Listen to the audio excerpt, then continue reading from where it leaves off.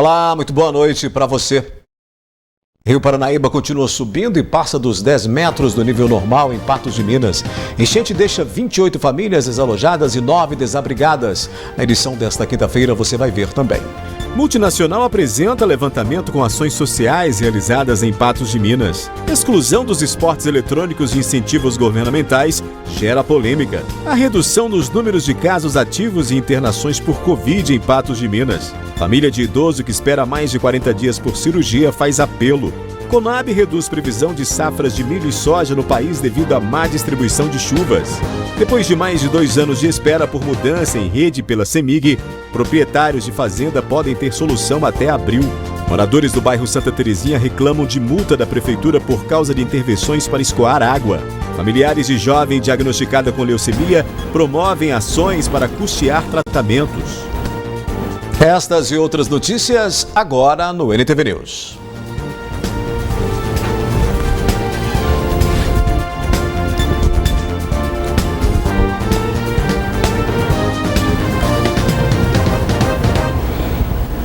O nível do Rio Paranaíba continua subindo e a situação provoca preocupação para as famílias que já enfrentaram situação semelhante no ano passado.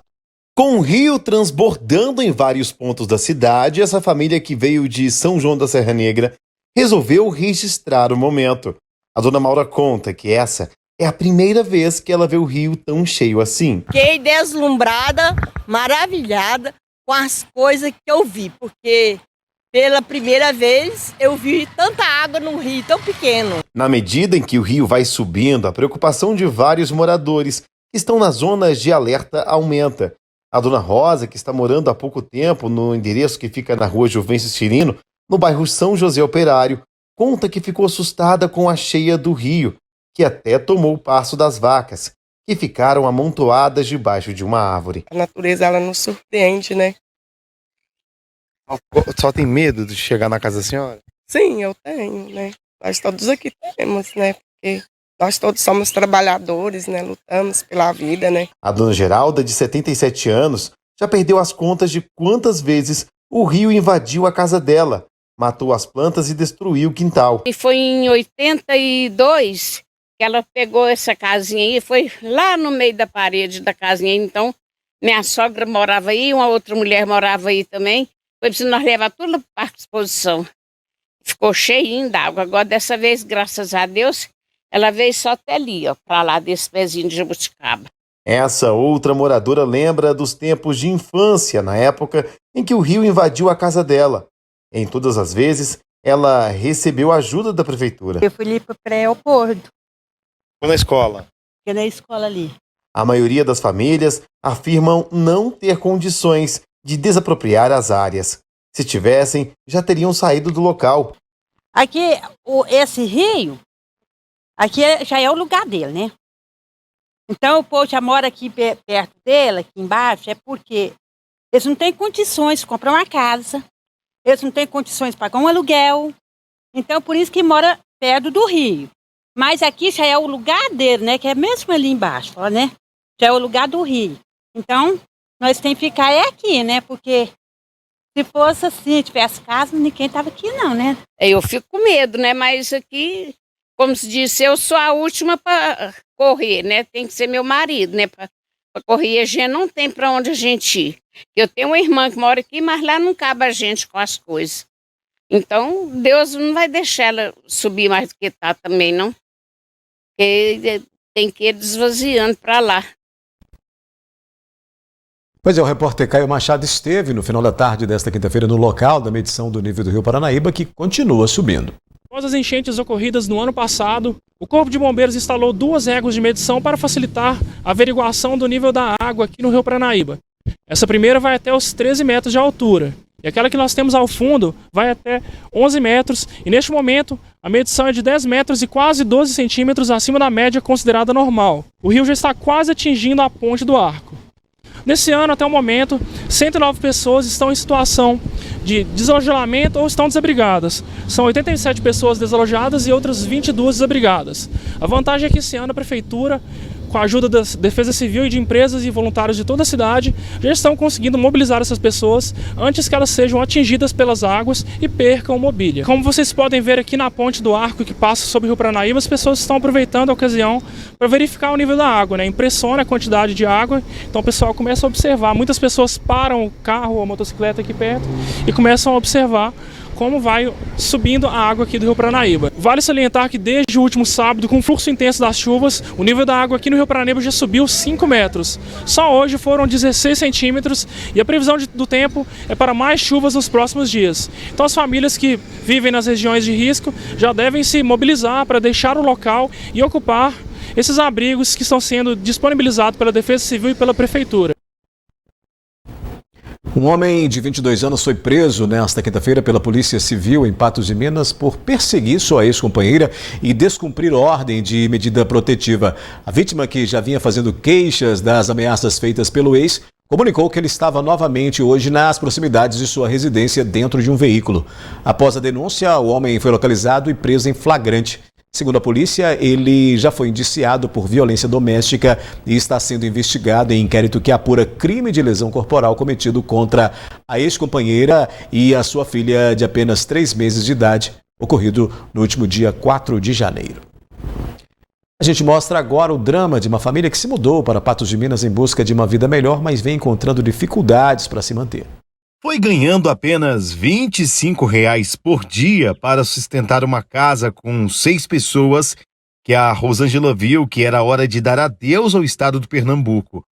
Há menos de um mês, ela, o marido de 30 anos e os 4 filhos de 3, 6, 8 e 11 anos resolveram sair de Buíque, no Pernambuco, cidade com mais de 59 mil habitantes. Casa que lá em Pernambuco a situação é mais difícil. Meu marido lá trabalhava, era R$ 25 o dia, lá que ele... Nós passávamos muita dificuldade lá, vivia mais do Bolsa Família. E vocês cansaram? 4 crianças. Aí tem uma prima dele que mora aqui, aí nós veio pra cá. E quanto tempo que vocês estão aqui? Tem uns 20 dias que nós já tá aqui. E como foi a recepção em Patos de Minas? Não, nós gostamos daqui, as pessoas ajudou, os vizinhos ajudou a gente. Essas coisas que nós temos aqui foram os vizinhos que doaram pra gente. Tudo foi doação, das camas aos armários e panelas. Os cômodos são muito pequenos e a casa é bem precária. Rosângela conta que mesmo assim, Patos de Minas é bem melhor do que a cidade onde ela morava. O próximo passo da dona de casa é conseguir trabalho, escola para os filhos e uma qualidade de vida digna para a família. Então, nós estamos precisando de alguns móveis, uma mesa, um sofá, um armário, um guarda-roupa, porque as roupas das crianças estão tudo no chão. Eles comem no chão, não tem mesa. O sofazinho que tem é só um, dá para todo mundo sentar. Roupa, alimento, quem puder nos ajudar. Rosângela se diz muito esforçada e o marido é um pintor de mão cheia. Como está desempregado, ele faz artesanatos em gesso para vender nas ruas de Patos de Minas. Ele trabalha de pintor, de predeiro também. Uhum. E não arrumou o serviço ainda? Não.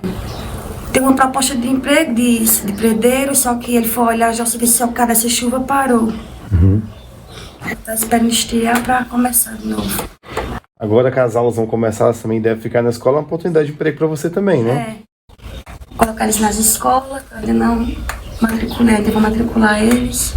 Quem quiser ajudar a família com doações de roupas, alimentos e até emprego, pode ligar no telefone, que é o 0 operadora 349 9176 8297, ou ir até o endereço que fica na rua Tucuruí, número 189, bairro Jardim Esperança. Para doação em dinheiro, a conta é Agência 5388, conta 175761, nome de Rosângela Omena Moraes da Silva. Quem puder nos ajudar com roupa, calçados para as crianças, alimento, algum móvel que ninguém usa mais, um tanquinho para lavar roupa, por causa que tem muita criança aqui. Um emprego para meu marido, nós agradecemos muito a vocês que puderem nos ajudar.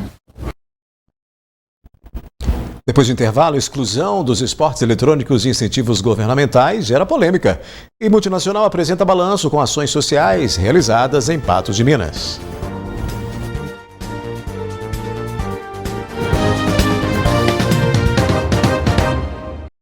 Anualmente, a empresa multinacional Lallemand apresenta relatório com as ações sociais realizadas em Patos de Minas. As contribuições são em várias áreas, como, por exemplo, cultura, meio ambiente e também esportes. Anualmente, a empresa multinacional Lallemand apresenta o Lau Social, mostrando todas as ajudas feitas durante o ano. O Lau Social é um programa que nós temos desde 2020, onde nós começamos com hortas comunitárias, que nós doamos as mudas e todos os insumos necessários para o cultivo dessas hortas. E essas instituições são mantidas também com a venda dessas hortaliças. Nós realizamos também a venda dessas hortaliças dentro da empresa e outros produtos que são produzidos por essas instituições. Hoje nós temos 15 hortas na cidade e, além disso, temos projetos como o Empreender, onde nossos empregados vão voluntariamente ensinar a comunidades carentes como se apresentar uma entrevista de emprego, como fazer um currículo, como se portar numa entrevista. Tudo isso para tentar, depois que essas pessoas saírem desse centro de assistência, conseguirem um progresso, uma vida social digna, né? Porque não basta só fazer e ajudar ali naquele momento, tem que pensar na continuidade. Eu costumo dizer, por exemplo, trazer um exemplo, quando houve a abolição da escravidão no Brasil.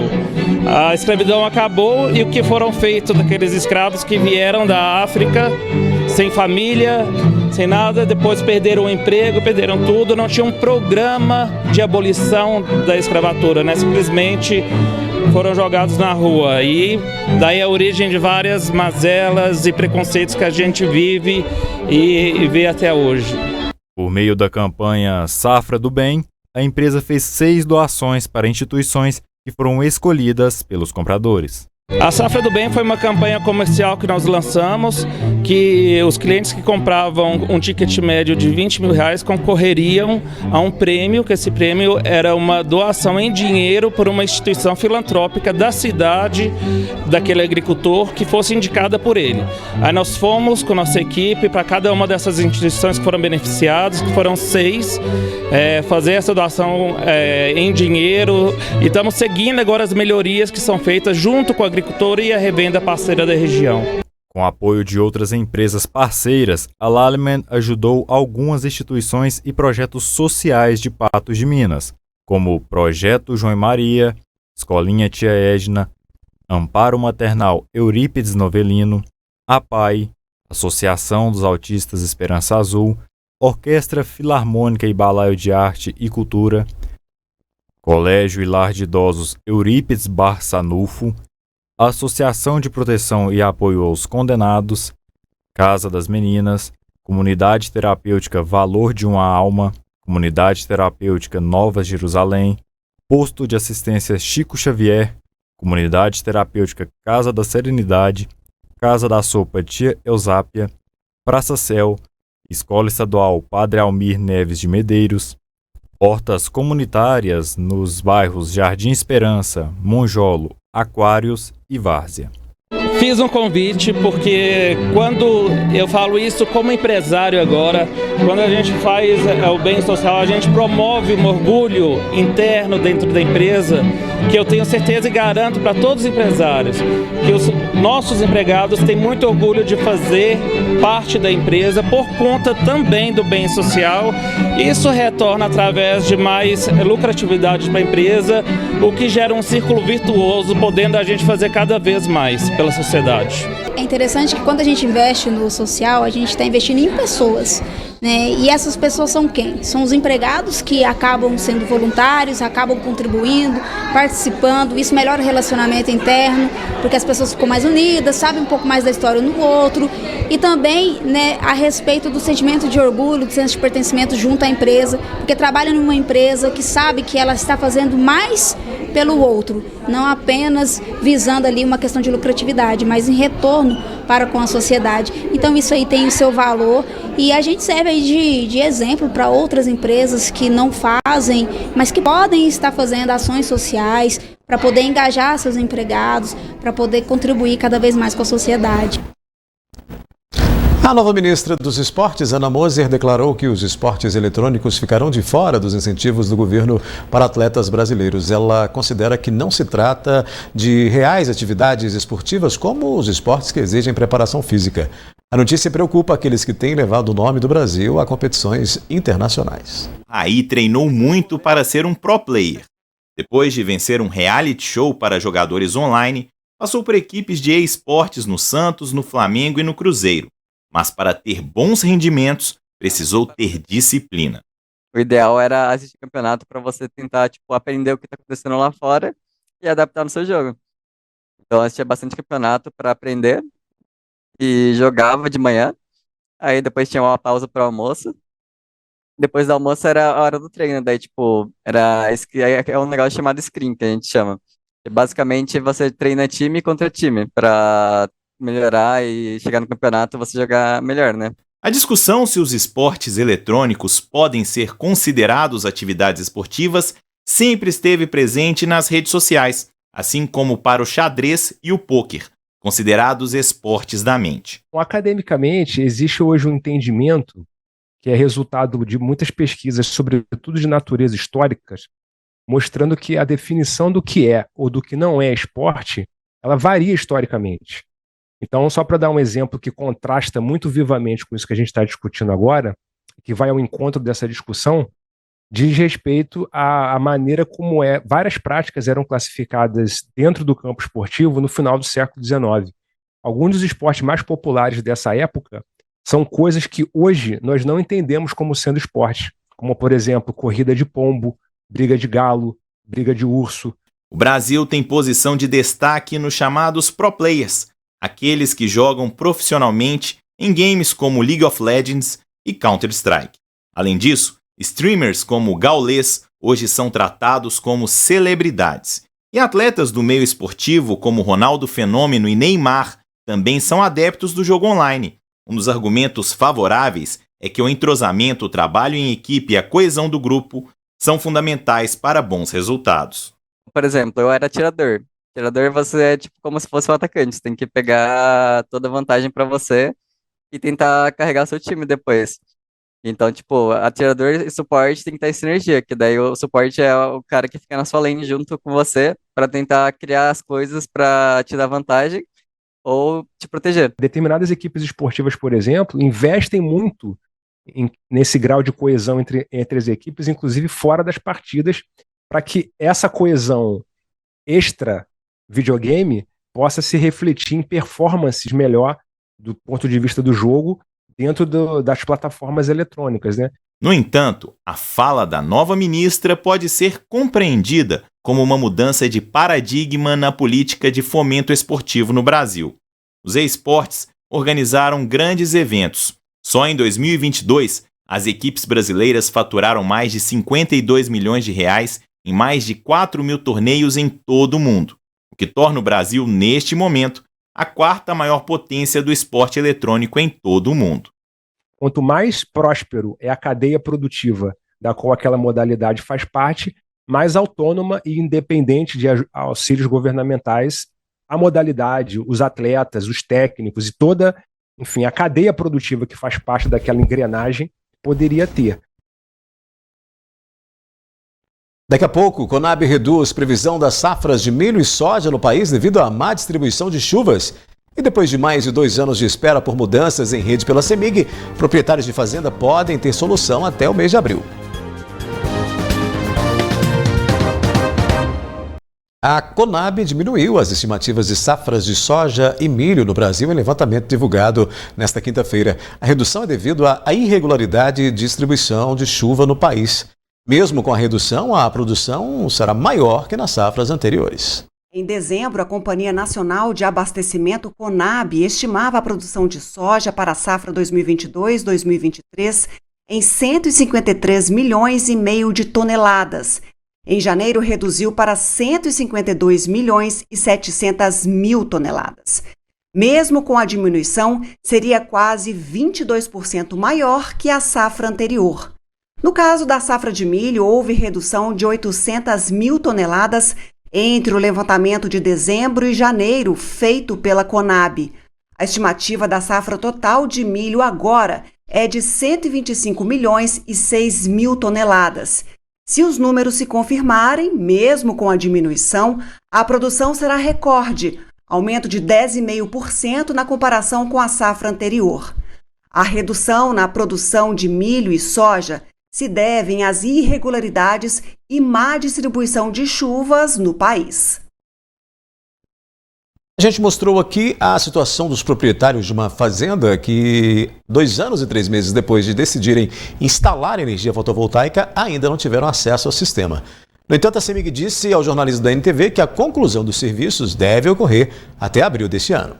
Os donos dessa fazenda, que fica no município de Lagoa Formosa, decidiram instalar energia fotovoltaica na propriedade na tentativa de baratear a despesa com a conta de energia elétrica, ter uma fonte de abastecimento limpa e sustentável, além de melhoria no sistema, depois de acumularem várias perdas com interrupções no fornecimento de energia pela CEMIG.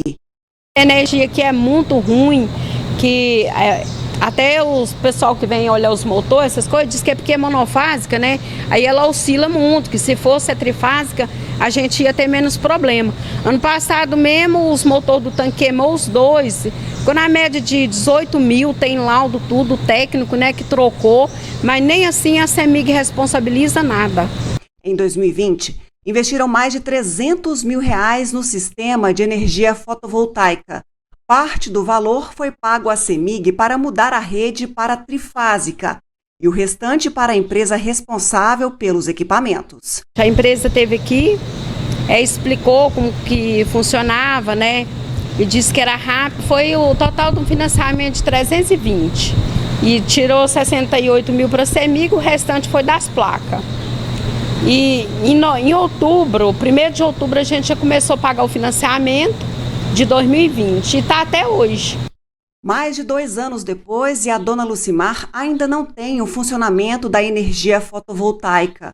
O atraso na autorização de vizinhos para a passagem da rede nas propriedades virou até caso de justiça. E só depois da decisão é que a Companhia de Energia de Minas Gerais informou, em junho do ano passado, da retomada para concluir o serviço. 7 meses após o comunicado, e o trabalho não foi finalizado. Primeiro teve o desembargo, que o vizinho não aceitou que colocasse o padrão, passasse energia dentro da terra dele. Ele queria mudar o poste, aproveitar a oportunidade. A CEMIG não aceitou, queria colocar naquele lugar e ele não assinou. Aí foi para o desembargo, mas eles falaram que eram 6 meses só, resolvia. E nesses 6 meses está até hoje. Sem resolver, aí eu pago uma conta de 10 a 12 mil de energia, mais quase 9 mil da parcela do financiamento. A gente quer que algo seja feito porque a gente precisa dessa produção, a gente precisa dessa energia que ajudaria muito. A gente não perderia produção, o laticínio também não perderia o leite, a qualidade, as vacas também não sofreriam com as doenças que pode vir a perder por não tirar o leite ou ficar sem energia. O jornalismo da NTV procurou a CEMIG para saber qual o motivo da demora para concluir o trabalho na fazenda da dona Lucimar. A companhia respondeu em nota que os atrasos foram devido ao embargo de proprietários rurais vizinhos que impediram a passagem da rede elétrica e pela falta de material para realizar a instalação. A companhia informou ainda que em até 90 dias o serviço será finalizado. Em instantes aqui do News, a gente fala da redução nos números de casos ativos e internações por Covid em Patos de Minas. E família de idoso que espera mais de 40 dias por cirurgia faz apelo.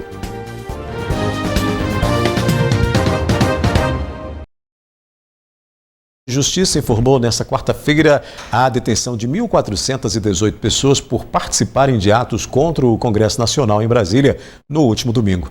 222 estavam na Praça dos Três Poderes e 1.196 no acampamento em frente ao Quartel-General do Exército em Brasília. De acordo com o Conselho, 599 pessoas foram liberadas sem serem ouvidas por questões humanitárias. São idosas, pessoas com problemas de saúde, em situação de rua ou mães acompanhadas de crianças. Os homens foram levados ao complexo penitenciário da Papuda e as mulheres à penitenciária feminina do Distrito Federal. Entre os presos está o advogado Tiago Queiroz, que atua em Patos de Minas, e o jornalista Adrian Paz, que concorreu como candidato a prefeito de Patos de Minas nas últimas eleições. Devido ao grande número de audiências, o ministro Alexandre de Moraes delegou aos juízes estaduais do Tribunal de Justiça do Distrito Federal e aos juízes federais do Tribunal Regional Federal da Primeira Região para que conduzam as audiências, e a previsão é de que terminem no próximo domingo. Os acusados podem responder pelos crimes de terrorismo, associação criminosa, atentado contra o Estado Democrático de Direito, golpe de Estado, perseguição, incitação ao crime, dentre outros. Vamos agora ao nosso giro de notícias desta quinta-feira. Foi prorrogado pela Secretaria de Estado de Educação de Minas Gerais o período de matrículas dos estudantes que se cadastraram para uma vaga na rede pública de ensino em 2023. O prazo, que terminaria no dia 13 de janeiro, foi prorrogado para a próxima quarta-feira, dia 18 de janeiro. Com isso, os pais responsáveis ou os próprios estudantes, quando maior de idade, ganharam mais alguns dias para comparecerem à escola para a qual o estudante foi encaminhado e confirmar efetivando a sua matrícula. É importante esclarecer que os inscritos no cadastro escolar podem consultar a escola para a qual o estudante foi encaminhado acessando o site cadastroescolar.educacão.mg.gov.br. O número de municípios em situação de emergência por causa das chuvas que vem atingindo todas as regiões do estado continua subindo em Minas. Ao todo, são 216 municípios afetados desde o início do período chuvoso. Entretanto, gostaríamos de esclarecer que não houve nenhuma intercorrência nas últimas 24 horas que justificasse esse aumento. O que ocorreu foi a publicação do reconhecimento a nível estadual da situação de emergência já decretada pelos municípios. Uma atualização, portanto, da situação adversa que os municípios enfrentaram ou estão enfrentando. A campanha SOS Chuvas 2023 já chegou a 126 municípios mineiros. O objetivo da iniciativa, que é uma parceria entre a filial mineira da Cruz Vermelha e o Servas, é auxiliar a população mais vulnerável em cidades que tiveram ocorrências provocadas pelas chuvas. Este ano, a campanha traz uma inovação. Além da distribuição de donativos físicos, alimentos, kits de higiene e material de limpeza, também estamos arrecadando recursos financeiros para uma transferência de renda. Vamos trabalhar com 2 tipos de cartões que serão entregues às famílias dos municípios com estado de emergência reconhecidos pela Defesa Civil Estadual: o cartão alimentação e o cartão construção. Essa forma de atuação, ela tem algumas vantagens. Ela dá autonomia às famílias na aquisição dos produtos de que realmente precisam, fomenta a economia do local e diminui o custo operacional da campanha, uma vez que não vamos precisar gastar com logística, transporte e combustível. As doações podem ser feitas em qualquer valor através da chave Pix, pix@cvbmg.org.br. Vamos atualizar os números da Covid-19 em Patos de Minas, que recuaram em relação às últimas semanas de 2022, né? De acordo com o boletim publicado nesta quinta-feira, são 69 casos ativos na janela de transmissão e 3 pacientes estão internados em leitos clínicos. Não há ocupação de UTIs por Covid, portanto, segundo esses dados. Ainda conforme os números, essa semana já foram registrados 45 testes positivos para o coronavírus. No balanço referente à semana anterior, foram ao todo 134 confirmações da doença. O boletim aponta 621 óbitos desde o início da pandemia. A última morte em decorrência da Covid aconteceu no dia 30 de dezembro. Desde o início da pandemia, 39.428 pessoas foram infectadas pelo coronavírus. E os casos tratados, você vê aí, somam 38.735. Após mais de 40 dias de espera, os familiares de um idoso de 66 anos fazem apelo em busca de uma solução para conseguir um procedimento cirúrgico. Herculano Mendes Neves tem 66 anos e está internado na UPA desde o dia 30 de novembro de 2022, após ter sofrido um infarto agudo no miocárdio. Devido à demora para a liberação da vaga para uma cirurgia que o idoso necessita, a família procurou pela reportagem da NTV em busca de celeridade no processo. Ele estava na minha casa, ele sentiu uma dor no peito, falta de ar, eu trouxe ele para cá. Aqui foram feitos os primeiros exames que diagnosticou que ele estava infartado. Foi pedido o cateterismo, a gente conseguiu o dinheiro, pagamos. E nesse cateterismo diagnosticou que as 3 principais veias dele está entupida e precisa fazer essa cirurgia. Porém, nós já estamos aqui aguardando a cirurgia há 42 dias, faz hoje, e nada de cirurgia. Entrei na justiça, não resolveu. E o que a gente quer mesmo é que a cirurgia saia, porque aqui ele pegou Covid também. Assim, ele ficou internado, 5 dias depois ele foi diagnosticado com Covid. Foi outro problema, ele ficou no isolamento e a gente teve medo de acontecer o pior, né, por causa do estado de saúde dele.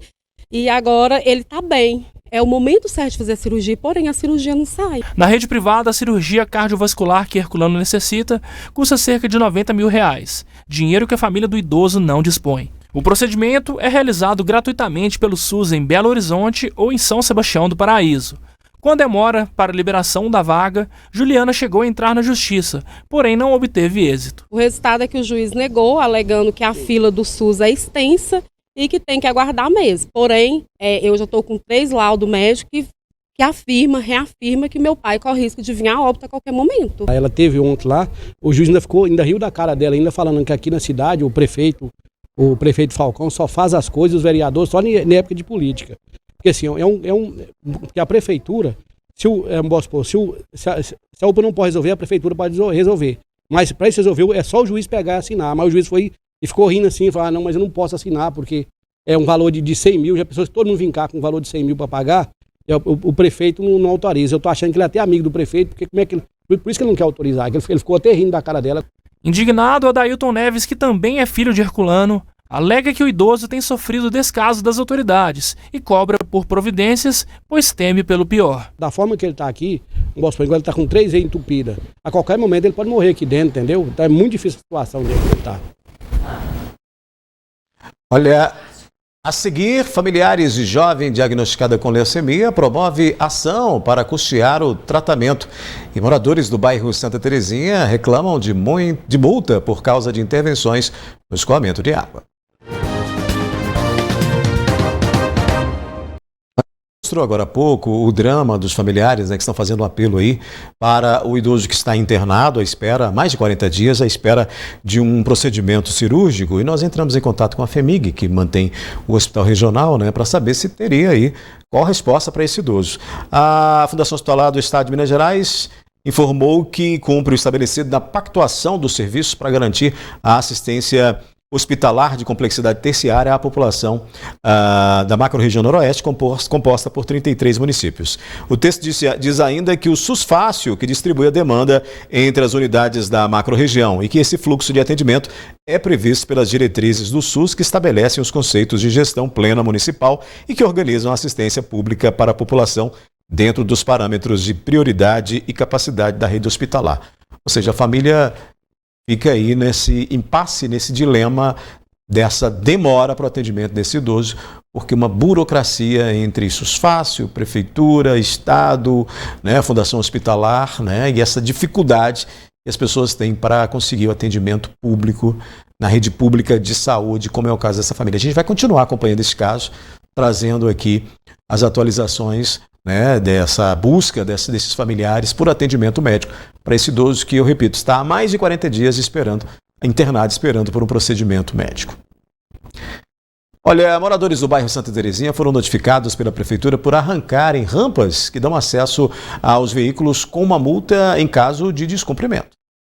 João Ribeiro de Castro mora na rua Minas Gerais há quase 50 anos. Ele conta que a via só recebeu briquetes na ocasião em que Arlindo Porto era prefeito de Patos de Minas, entre os anos de 1983 a 1989. Essa rua aí foi em outros prefeitos e mudamos para que era ainda no terrão ainda. E quando foi fazer o calçamento, essa rua aqui, o calçamento era para ser de graça. Encurtou a rua, faz 2 metros, fez 2, a água ficou toda retida na esquina. Aí fizeram 2 valetas, encurtou mais a rua ainda.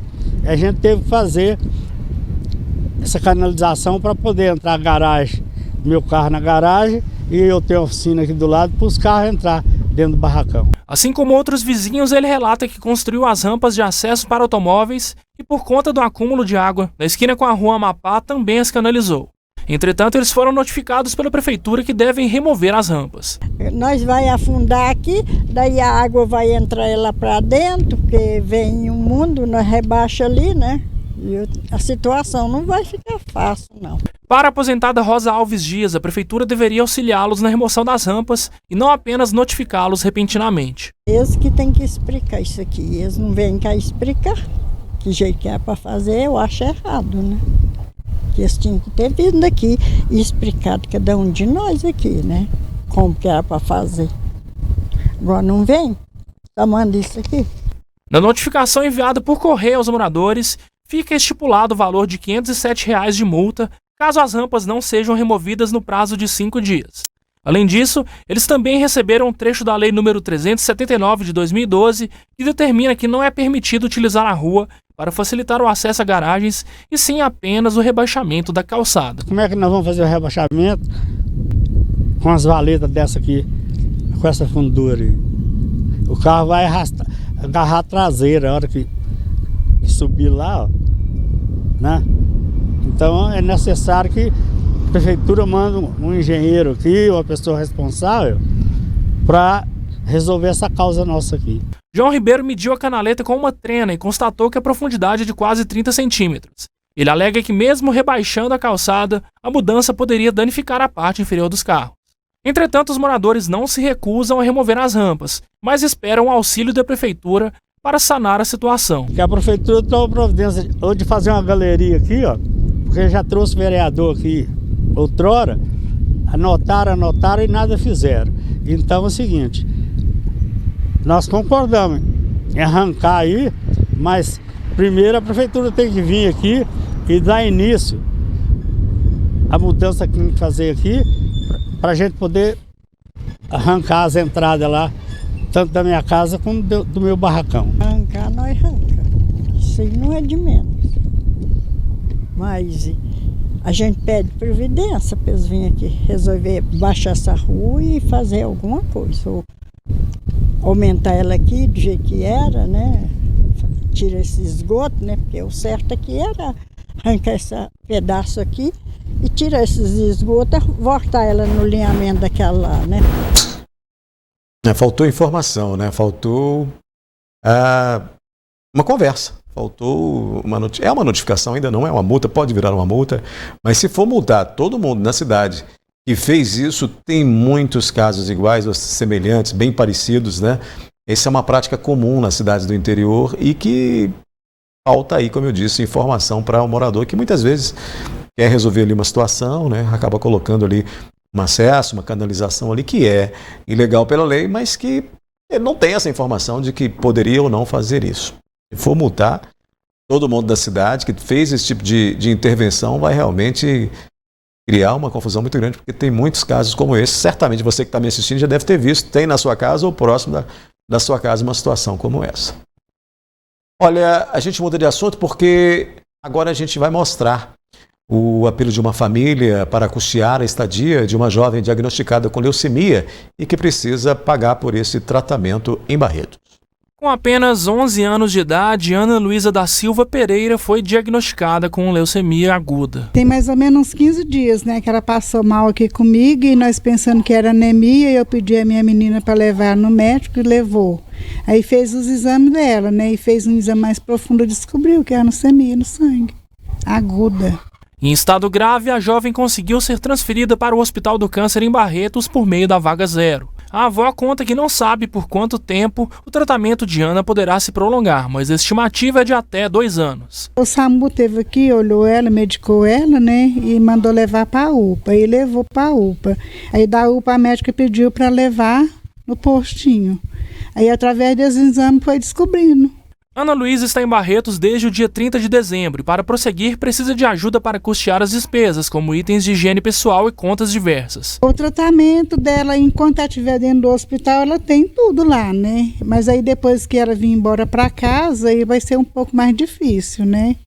Então ele está pedindo ajuda para complementar, né, o tratamento dela com as coisas que ela precisa, né? É material de escola, essas coisas de casa. Luísa descreve a neta como uma criança sonhadora e cheia de alegria. Ela gosta de brincar de bola, ela gosta de brincar com o celular, ela gosta de ver os vídeos dela, ela gosta de correr no quintal, brincar, sabe? E tudo isso ela gosta de ir para a escola, gosta de ir para a igreja, ela gosta de ir para aula de balé. A família irá promover uma galinhada beneficente em prol de Ana Luísa, e cada marmitex estará custando R$15. Eles poderão ser retirados na Arena Marabá no próximo dia 21 de janeiro. As pessoas que estão me vendo, que quiser ajudar de livre e espontânea vontade, a gente aceita a ajuda, né? Assim, do jeito que vier, sendo pro bem da Ana, que o nosso foco agora é nela, né? É na saúde dela. Interessados em colaborar podem levar donativos para a Casa de Luzia, que fica na Rua da Ladeira, número 92, no bairro Nossa Senhora Aparecida, ou doar qualquer quantia para a chave Pix 34 99198 3930, no nome de Andressa Estevam Oliveira. Quem quiser ajudar, já está todo mundo sabendo, né? E a gente agradece as pessoas que puderem nos ajudar. Fé em Deus, pé na tábua, né? Deus é o maior para nós, todo mundo, né? Acredito que Jesus já passou lá e já curou ela para nós. Graças a Deus. A gente deseja muita saúde, né, para ela. E eu disse custear o tratamento, mas como eu disse aí, a entrevistada é custear a estadia, né, e outros gastos que tem lá em Barretos, porque o tratamento em si o hospital oferece, né, e ele é público. O NTV News fica por aqui, volta amanhã, às 19 horas de manhã, às 11h30 da manhã eu te encontro novamente aqui no 30 Minutos. Um abraço para você, obrigado pela companhia e até amanhã.